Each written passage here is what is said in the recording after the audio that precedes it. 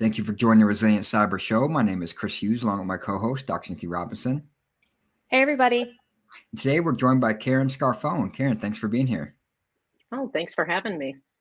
Yeah, we're excited to chat with you. I know for me personally, I've come across your name many times over the last several years as I dig into NIST documents, like all exciting, people like to do apparently. So I'm excited to chat with you and hear about your background and dive into some of the topics I know you have a lot of expertise in. But for folks that don't know you or maybe haven't come across your name, can you tell us a bit about your background? Sure. So I've been working in the IT domain for over 30 years now. I started out as a jack of all trades. I was the whole IT department for a small company back in the early 90s. And that gave me a crash course into understanding how all the different pieces of things fit together in IT. And so since then, I've always been pretty much a generalist. Got into security in the late 90s because of the Y2K scare, because I worked for a company that had money to fix things for Y2K. And then I started writing around the year 2000. And for about the past 20 years, I've been focused solely on cybersecurity writing. So I do a lot of writing for NIST. I also I write training courses. I write a lot of articles, and I just started a blog. I've worked on a lot of books. So you have probably come across my name somewhere. But most people really don't know me or much about me. Yeah, we were talking a little bit before the show when we were talking about some of the work that you've done. And I'm curious, especially from your experience and your expertise, what you think some of the emerging trends are around cybersecurity guidance and frameworks, because there's a lot of literature coming out. And so I'm curious with, SSDF and CSF and the cybersecurity framework and the 853R5 now that we've got. I'm curious what you think some of those emerging trends are and where you think guidance is really going. That's a really good question. So I know I struggle, and other people who do what I do also struggle to just get through the sheer volume of information that's out there now. There are so many organizations and individuals who are putting cybersecurity content out there, and there's a lot of great stuff from a lot of places. But how do people process that? Back dating myself, but about 20 years ago, I wrote the 800-61 on incident response handling for NIST. And at that time, it was about a 150-page document, and there wasn't anything else out there that really covered the fundamentals in that detail. Well, today, nobody would need a document like that. There's so much information out there already that those sort of fundamentals aren't needed, and people don't have time with the increasing amount of information out there, and just the breadth of technology and the hugeness of the security space today. You need quick information. I hear people all the time, they don't want us to educate them on a topic. They want us to tell them what to do.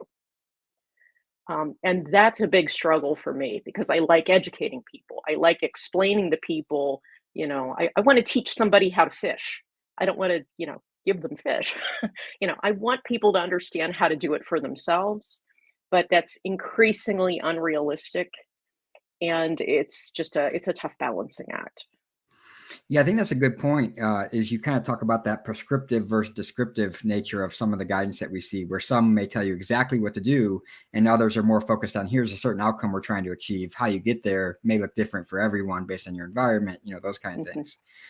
So I actually want to talk to you about a certain publication that I know you've had some involvement in, which is NIST's Secure Software Development Framework. And that one has gotten a lot of attention lately because of the Cybersecurity Executive Order and OMB memo, which we'll dive into. But I know that existed already before the Cybersecurity Executive Order. Another version of it did, I believe. I'm curious, what was your experience like being involved in that new revision, even the original, and then being involved in something that had so much attention, coming out of the Cybersecurity Executive Order, specifically citing NIST as being tasked to update that kind of thing? It's been a journey. all of these things like the SSDF probably are, many of them are going on behind the scenes for longer than people would realize. I actually looked back in my archives. We started working on the SSDF back in 2017. And originally it was the SSDLC life cycle, and it took a life cycle approach. We had the original structure was completely different. We had 7 life cycle phases, and we distributed that to some experts in the field around 2019. And the overwhelming feedback we got was, great stuff in here, don't organize it this way. And people were very much against that sort of life cycle approach. So we reorganized the material, we rethought our approach. Again, same information, just packaged differently. And that's one of the things that I love so much about getting to help NIST with documents like this, is that we get all this great community feedback. It's one thing to write an article or blog post or whatever, and get it out there and know that people are reading it, but it's really another to get input during the process. You have all these basically volunteer technical reviewers who are all looking at what you're doing and giving you their insights. And one of the big challenges, especially when I'm writing for NIST, is to take into account all the different viewpoints. You were saying, you're trying to make something that works for everybody. Organizations, large or small, regardless of sector, regardless of type. And it's a real challenge all the time. And so we had all that in. Oh, I'm sorry. I was just gonna say, I can't help but laugh at that, because any of us who have worked in like any, even moderately sized organization or team know how difficult it is to make everyone happy. So imagine writing a publication for the entire industry that everyone, of course, is just for everyone. Yeah. Oh, yeah, for everybody. Yeah, no problem. So we finalized the original SSDF back in 2020. And we actually had started planning for version 1.1 a few months before the executive order came out. So really, it wasn't a huge lift to get it to where it needed to be to comply with the executive order. There were some things that we needed to add, but again, we had tons and tons of community input. We presented at different workshops. We had public comment periods, and yeah, the SSDF didn't get a lot of attention before the EO, but definitely since the EO, it's the profile's gone up quite a bit. Yeah, I was actually going to ask a couple follow-on questions, if I may. Sure. First off, I'm curious, we have heard a lot about integrating security throughout the software development lifecycle. What were some of the concerns or critiques with keeping that lifecycle approach? I'm curious, what people's beef with that was. Well, the issue is that different people, different organizations use different life cycles. So which life cycle do you pick? And my attitude was that, well, I mean, really, software development is all fundamentally the same. You may organize it into different phases or chunks, but ultimately it's got the same parts. But people felt that the life cycle approach was trying to dictate what phases organizations should use. And by moving to the practices and practice groups that we did, it took that perception away. Yeah, that makes sense. I guess depending on the life cycle or approach they use, they can kind of adapt those practices as they see fit. Another thing that jumped out to me I wanted to bring up is you talked about, how it came to be. And it sounds like the people writing the executive order at least had some foresight to know that there were activities underway like SSDF at NIST, which is good. They didn't come out of the left field with a whole new, framework, as often happens when there's a major incident, for example.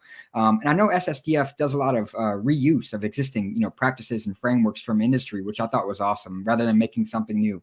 What led you guys down that approach of leveraging what exists across the ecosystem versus, trying to create something brand new? So in the case of SSDF, we definitely were not trying to create something new. We're not the world's experts on secure software development. We're not the ones that are out there doing this day after day. So But what we noticed was that there were all these different resources out there on secure software development that weren't really linked to each other and that weren't speaking the same language and using the same terminology. So we created the SSDF with the goal of creating that common taxonomy or vocabulary that everybody could use so that we could all be talking about the same things. And so we worked with SafeCode and BSA, a lot of other organizations in that space to learn from what they had done and get their feedback on our approach. And it ended up working out really, really well. Yeah, I think honestly, folks I've spoken to across the industry, whether public or private sector, have been really excited and happy about SSDF so far. And I think it's because of that approach you guys take where you went and leveraged so much of what existed across different sources. That way, it kind of insulates you a little bit from some of the critique of, why did you create this new thing? You went and used what existed already. So one last question for me on that topic is, looking at the SSDF and what you guys created, what do you think organizations overlook the most, as you start to dig into the topic of secure software development? What are some of the things you think most organizations overlook the most, or, where should they start? What are some of the key things that they should take a look at, you think? So I think it was Chris Weisopol posted something a few days ago about the drop off in maintaining code over time. And that, he had actual metrics that were showing that, yeah, after so many months of code being released, the rate of vulnerabilities goes way up. So I would have guessed that anyway. You'd guess that maybe, people are more focused on what they're currently developing than on their previous products and things. But yeah, I think maintenance is a lot of it. Other than that, I think it varies a lot. I think there are a lot of it's hard to be consistent. I'll just say that. I think it's hard to be consistent within an organization of any size.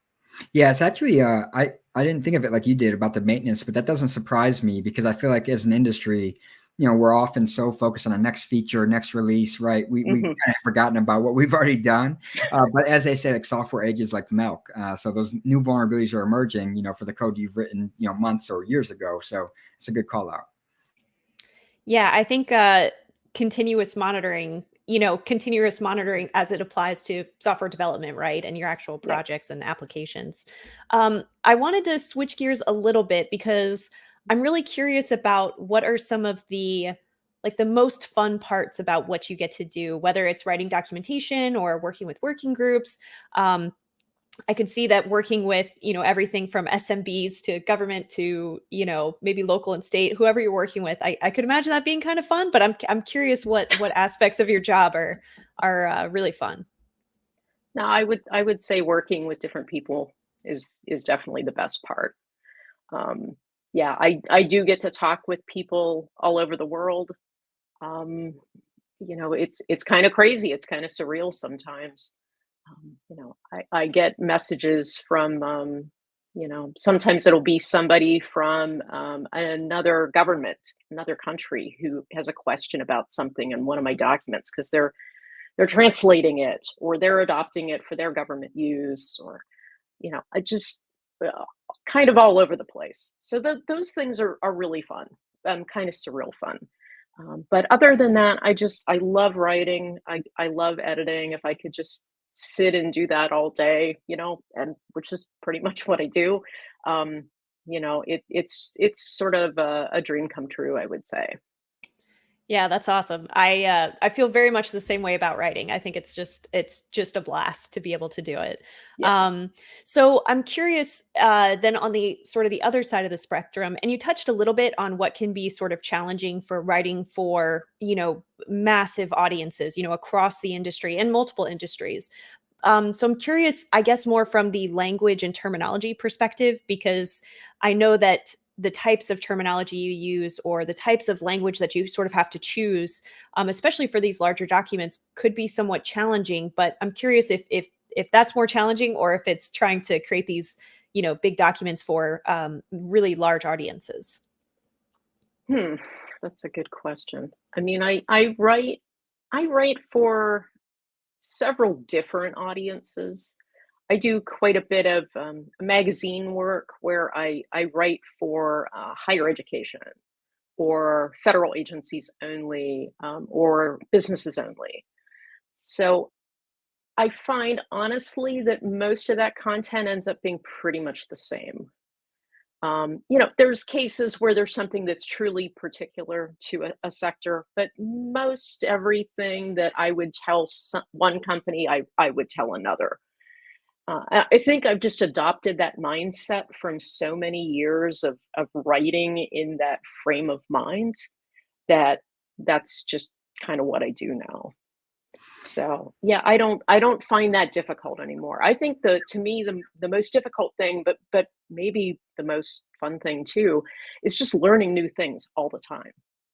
An editor will contact me and ask me to write an article on some random topic that maybe I kind of know a little bit about.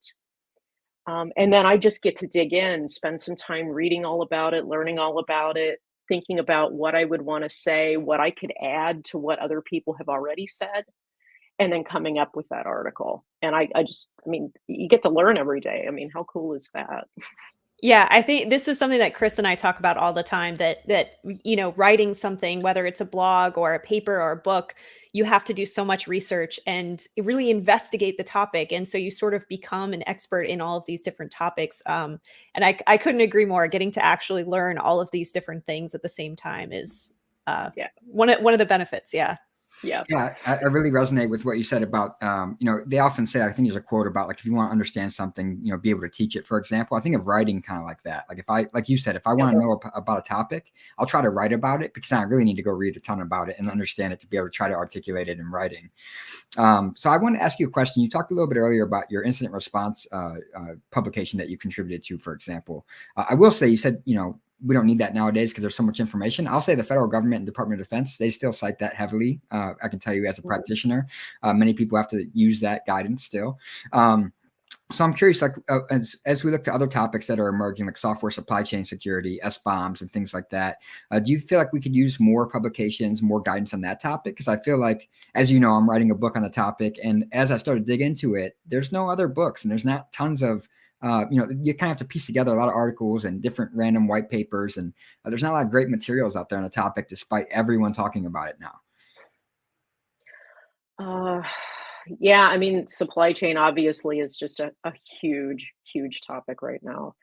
And there still seems to be a bit of a disconnect between folks in the security community who really see it as a major and increasing concern, and people outside the security community who maybe still think that, oh, that's like some far-fetched thing that's never really going to happen. It seems to me that if we can change that perception, that all of a sudden there's going to be a lot more information out there, a lot more demand for information. But yeah, I mean, NIST has its CSCRM guidance, and it's been very well received. There are other sources out there, but yeah, do we need more good content on it? Absolutely, 100%. Yeah, I'll say just for me, like learning and writing about the topic, I've heavily referenced that CSCRM guidance from NIST, along with their standalone website for software supply chain security and things like that. Some great materials, so definitely folks should check that out. So my final question for you is, for folks that maybe haven't done a lot of technical writing, but they're interested in starting a blog, writing a book, writing articles, whatever the case is, any recommendations on like how do you kind of get going down that path of becoming a writer and an author, a publisher, those kind of things? Well, I get that question all the time. I still don't have an answer for it. I mean, I stumbled into it completely by accident. I never thought I'd be a writer. I had a kind of a set of circumstances. Everything just kind of fell the right way, and I was invited to work on a writing project back in 2000, and I found out that I was pretty good at it. Now I know that I really wasn't very good at all. I felt like I was really good then, but I always learned that I don't know as much as I think I did. But that's what got me sort of the writing bug. And I've been doing that ever since. I mean, in terms of getting started, I guess the most fundamental recommendation I give to people is, and it sounds obvious, but know what you want to say before you try to say it. A lot of people that contact me are very hung up on grammar and spelling, and they're very concerned that if they write that they're going to make a mistake. And you have to put all that aside. Writing is not a career for perfectionists. And I used to be a perfectionist, and I've gotten over that, because you can never make the document perfect. So, realize as long as you know what the messages are that you really want to communicate, I think the writing just comes along. Writer's block and things like that are from when you don't know what to write. You don't know what you want to say. I think that's great advice, to just sort of get started. So just sort of give yourself a chance and go for it. So that sort of takes me, before I take you to our last question that we ask all of our guests, I wanted to ask you a little bit about your blog and Scarfone Cybersecurity, because I know you're sort of getting this started and started writing in the blog, and I was curious sort of what encouraged you to start the blog using this format, and what you might be writing about in the future. So I've wanted to have a blog for many years. It never seemed like the right time. Oh, next year will be better, or next month will be better, and eventually you realize that there's never going to be a perfect time, and you just got to do it. So I ended up. It kind of happened by sort of backwards, because I decided to make some changes to my website, and I found this really great service that does writing portfolios. And so when I moved to that, they also support blogging. And I was like, oh, this is great. I can have one site where everybody can go and see my blog posts, and they can find links to all my publications. So that's been wonderful. So I'm blogging sometimes about cybersecurity, probably most of the time about cybersecurity, but also blogging about writing. I'm very passionate about writing and clear communication. And, I really want to put more information out there to help people who are struggling with writing. I have kind of a pet project I've been floating for a few years. And the idea is basically to make a playbook, so that if somebody is tasked with, their boss says, hey, I need you to write a blog post, I need you to write an article, I need you to write documentation for this service that whatever, how do you get started? So not teaching somebody all the details of technical writing, because that's not realistic, but somebody who's got to get something written and turned in today, what's that jump start? What are the 5 things that they need to do to get something together that meets the mark? So I think that's awesome, because I know when I started in IT, that was one of the things I found out really quickly, was that I couldn't just do the technical work. I had to also create the documentation that backed up all the work that I was doing. yeah. And so having a resource like that, I know would have been really beneficial for me at the time too. So I'm very much looking forward to seeing that. So that's going to take us to our last question for you. I'm very curious, with your expertise and experience, both with writing and across numerous cybersecurity domains. But what does cyber resiliency mean to you? So really the word that comes to mind to me is survivability.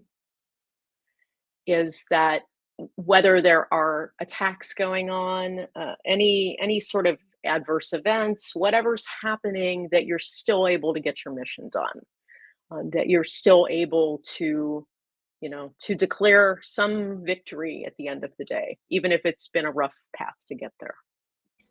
Oh, that's perfect. I love that. I love that survivability, right? Like I love that. Well, I can't thank you enough for joining us today and talking about all the work that you've done in the past, what you're working on now, and what you're going to be doing in the future. I know I'm looking forward to keeping in touch with your blog and seeing what you're up to. So thank you so much for joining us. That's going to take us out for this week, and we'll see everybody next week. Thanks. Thank you.